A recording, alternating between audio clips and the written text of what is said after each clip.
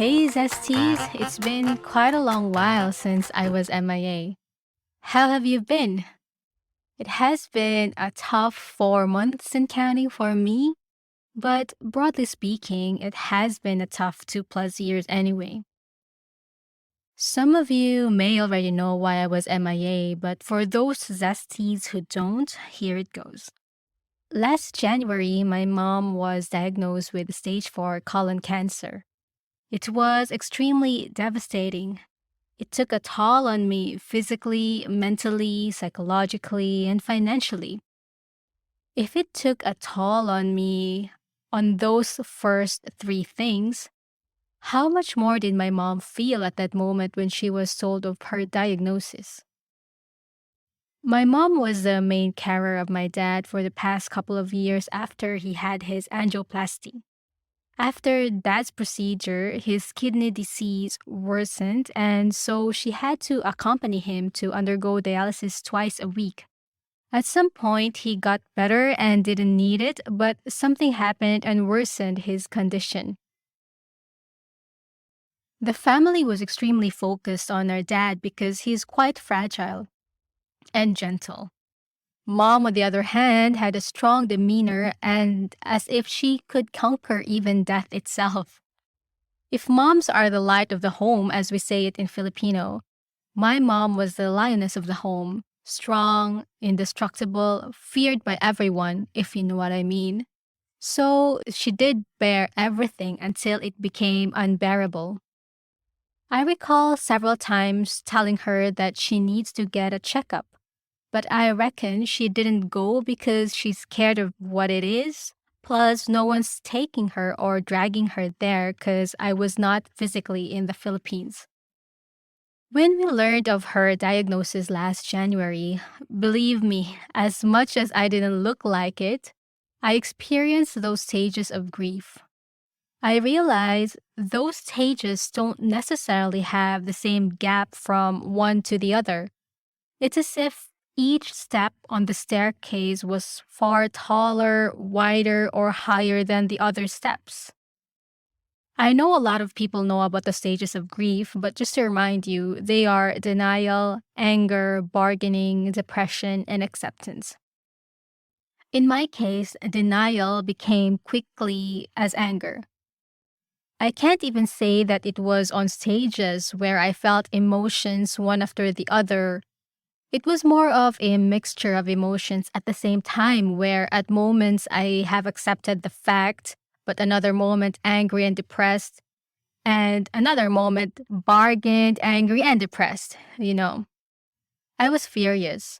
Furious at everyone around her, including her, and including myself. During these few years, my parents were ill, including my dad, before this. I realized a fundamental aspect of the expression of love that sometimes is not emphasized by modern day love expressions. And that is, if you love someone, you need to be healthy for them. I feel like you don't only live for yourself, but for others who need and love you. And I feel that it's selfish for others to think that, oh, this is my body and I will do anything to it, including not being healthy, living dangerously, etc. Yes, it is your body. Yes, it is your life. But what I'm talking about is if you love someone, take into an ounce of consideration how they will feel too when they lose you because you had a drink and you drove, or you didn't quit smoking, or you ate too much unhealthy food when you had the capability of eating healthier ones. Things like that. It's not to say that everyone who got cancer or who got sick or who died in a car crash or those that simply left this world prematurely didn't love their loved ones because they got sick and so on. Not at all. But what I'm trying to say is to have a bit of consideration so you won't have to go prematurely and they can be with you longer if God permits. I do believe that God has power over whom He takes from this life. But we do have free will, don't we? Free will to stay healthier, free will to drive safely, and so on. So if you think that you shouldn't care about what others feel, and by others, your friends, family, and loved ones, then go ahead. It's fine. I'm just saying that they will be devastated to see you go because of some illness or situation that could have been possibly avoided. The type of life where you had no regrets because you've right the wrongs but still ended up the same, then at least you've said to yourself that you've done everything you can. No regrets. I know this might sound ridiculous to some, and maybe this is just me. This did remind me of a scene from a K drama called Hometown Cha Cha Cha, where the parent, or at that point, the grandma, of the lead actor was sick, and the kid, or the son who lives in Seoul, quite far from the town, was telling the mom to go and take a checkup. But the mom didn't really go. So there was a moment where the lead characters were talking about being healthy as well for the kids. So that's what I'm just trying to say, that parents, just be healthy for your kids, please.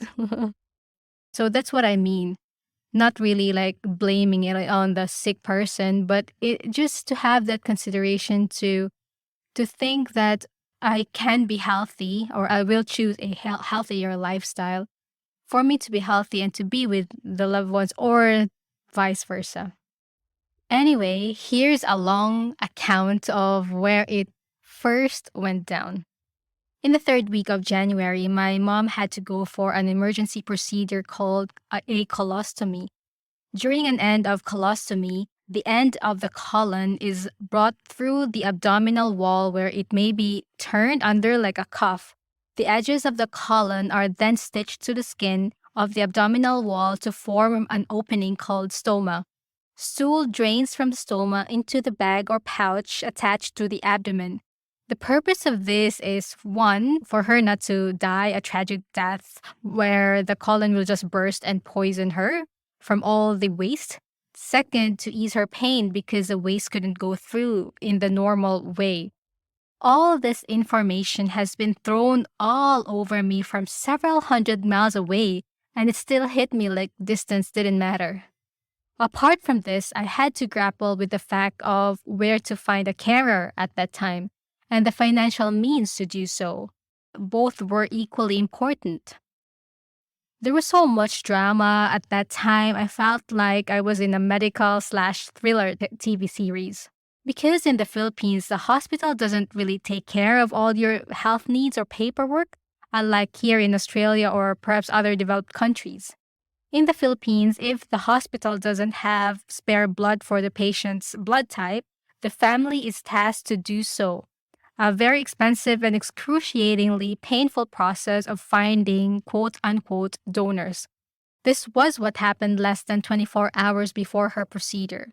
The hospital scheduled her operation at 6 a.m. the next day, but by 11 p.m. that night, they informed us, take note, us being me being here in Australia and my only sibling being there in Cebu in the hospital, that they don't have spare blood of her blood type. That was 11 p.m. So we posted all over Facebook to find a donor. And we also tried calling all of the hospitals in Cebu. Even me, I tried calling from here, doing international calls. And even Red Cross doesn't have, and all other major hospitals. So in the end, we have to rely on Facebook donors and posts and reposts from friends and Facebook groups. And at that point, I realized how useful social media is at times. It can be both, right? It can be detrimental to your mental health, but it could save lives too. And at this point, it has saved my mom's life. And one of the reasons as well that I don't like to quit social media, even though I don't use it as much anymore, because in tough times, it does serve its purpose. It helps us, it helps other people, and it serves as a conduit for people to help each other. So back to the story. At that time, it was already past midnight even, and honestly, I literally didn't had sleep, and I went to work the next day. So we posted all over Facebook, and of course, there were a lot of willing donors for a fee. I was surprised to that one bag of blood is at least 5,000 pesos. And then we have to pay for the testing of each bag of blood. We were required to, by the way.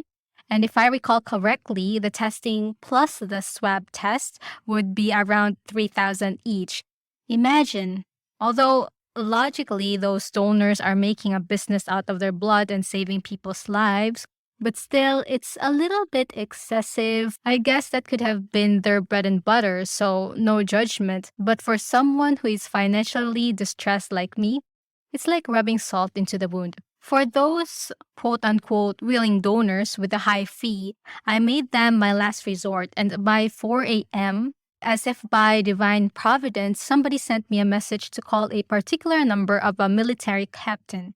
I called the captain and he was willing to go in the morning, so I was relieved.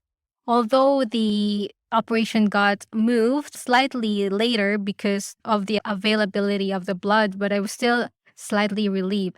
And shout out to Lieutenant Arnado and his team at Camp Lapu-Lapu, Lahu, Cebu City for their kindness and generosity, and of course for saving my mom's life. So, when somebody that you love is diagnosed with a life threatening illness, and the only way to save them is through money, a commodity that's scarce and limited, will turn your system into survival mode. Needless to say, when one is in survival mode, there's always this adrenaline rush, a combination of logic and 100% focus to do what you have to do. Amidst it all, I was in a roller coaster of emotions, extremely stressed to find solutions, devastated by what's happening, and extremely helpless too. I couldn't forget what I felt and realize at those times. I realized who were my true friends, who truly cared, and who were with me in that fight 100%, not only 50-50, but 100 or even 110. It was definitely hard. Because even before that, even before we got to the hospital, it was super hard to find someone who could take care of my mom whilst I wasn't there. Money is hard to find too, don't get me wrong, but what was harder was to find someone as my extension. And by extension, meaning someone who could provide the standard level of care that I could provide to my mom. Not medical care, because it's beyond my capability, but a tender, loving care beyond the medical one. It was definitely a roller coaster, a whirlwind, a tsunami of emotions and beyond what I could describe you now. You know, that feeling of being helpless and being sad at the same time, like everything. Like, it's just unimaginable how I was able to survive that point, being here too. So anyway, I did what I had to do. Find money, at the same time not drowning in debt. So, in order to afford the medical expenses for my mom and the living expenses of my family back home, I've put up a GoFundMe page because my savings and whatever I earn isn't enough to support the expenses and the operation. My parents didn't save enough to be able to do so, and the hospital system has very limited support as well. So, it was a very complicated situation I was in. And I felt like the lives of several people, including my mom, partially depends on the financial support I could provide. This isn't even hyperbole. It's a fact. It's like I'm stating a fact, unfortunately. And as you know, asking for donations is an exceptionally humbling experience. Most of the time, we cannot do it alone. We need help. Seek help if you need one. You never know who's out there who's willing to help you, you know? Any type and ounce of support, if you add everything up, can really make or break a situation. Trust me, I've been through this. So I'm truly grateful for my family, relatives, friends, colleagues, strangers, medical staff, and everyone who donated, helped, prayed, supported, and cheered us on during that difficult time. So yes, we were able to save my mom's life in January. stay tuned next time on where this story goes. And thanks, Zesties, for listening and sticking around. And massive shout out to my friend Jem, who has been sticking around and supporting the show all these time I was MIA. So thanks so much, Jem. I really appreciate your support. And if you Zesties would like to show your support to the show as well, or give me a cup of coffee or two, please head down to the episode notes to find out how. I have been MIA recently, so I'm not entirely active on my socials, but in any case, please do follow the show's page on Instagram and Facebook. That's at Gleeful Talkshow. You can also email me at gleefultalkshow@gmail.com for any feedback, story, and topic recommendations. If you like the show, please hit like and subscribe and even give a review. Thanks so much, and I'll see you next week.